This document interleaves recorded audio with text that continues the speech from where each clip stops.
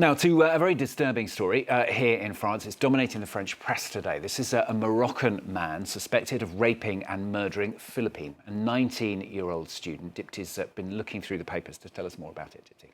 Well, there's a lot of shock and horror in the French papers today.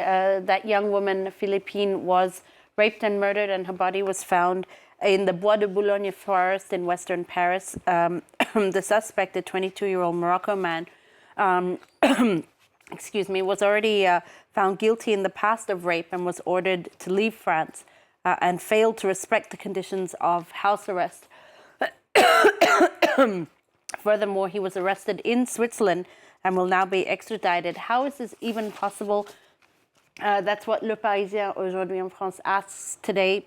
The paper, like many of the papers, calling on tougher judicial and penal, calling for a tougher judicial and penal system.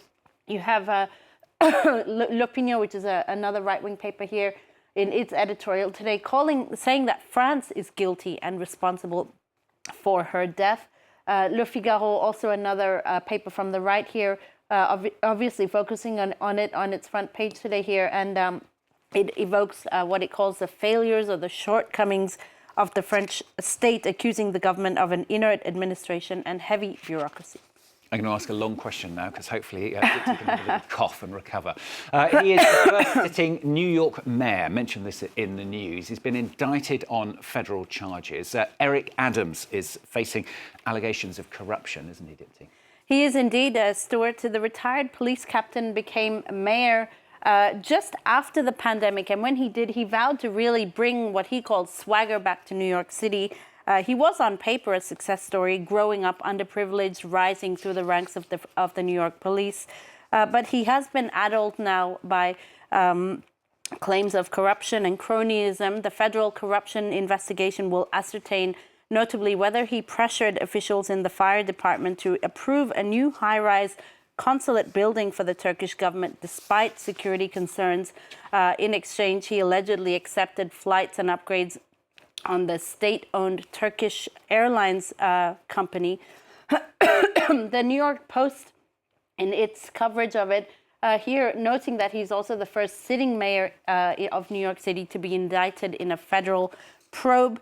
And they also focus on his reaction. He says that the investigation is, quote, persecution, because he had spoken out earlier against about the migrant crisis. Now, what he refers to is that since 2022, New York has accepted something like 216,000 migrants who were bused from Texas to New York City. A year ago, Eric Adams spoke out about this, saying that the migrant crisis would destroy his city. And he says those comments have led to this situation today with this federal investigation. Now to a glamorous ball. Now, it has been inspired by Netflix's Bridgerton. I'm sure you know that series. It's turned out, though, to be anything, hasn't it, Dipti, but regal. That's right. In fact, it's turned out to be quite the opposite of regal, Stuart.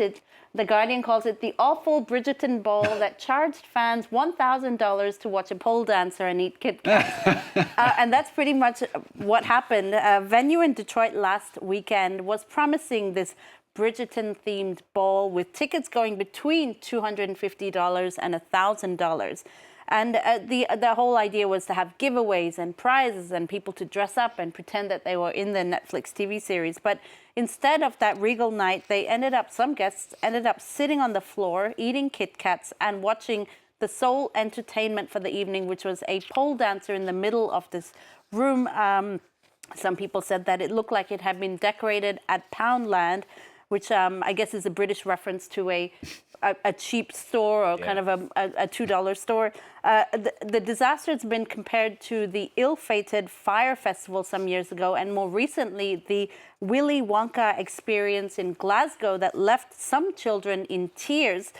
To quote The Guardian, it seems that we are cursed by an innate failure to learn from our mistakes. Exactly, that's so true. I can't quite imagine pole dancers in Bridgerton, but there you go. I've never seen the series. Why not? Why not, I suppose. Finally from Dipti, what is in a kiss? A picture of the British Prime Minister and his wife sharing a kiss has prompted the Daily Telegraph to analyse body language, not just in kisses, but in political kisses here. That's right, particularly in political kisses. It's a very interesting article here. So Keir Starmer, the British Prime Minister, was speaking yesterday at the Labour Party conference. Now, the speech included a gaffe in which he called hostages of Gaza sausages. Now, if that wasn't awkward enough, he then ended his speech with, by embracing his wife Victoria. Now, kissing a partner for politicians is usually very easy PR work. It's, a moment to show off your softer side. It should be natural. But their kiss, as you see here, at least for the Telegraph, was, I quote, like a penguin testing a new source of food. So that's quite brutal.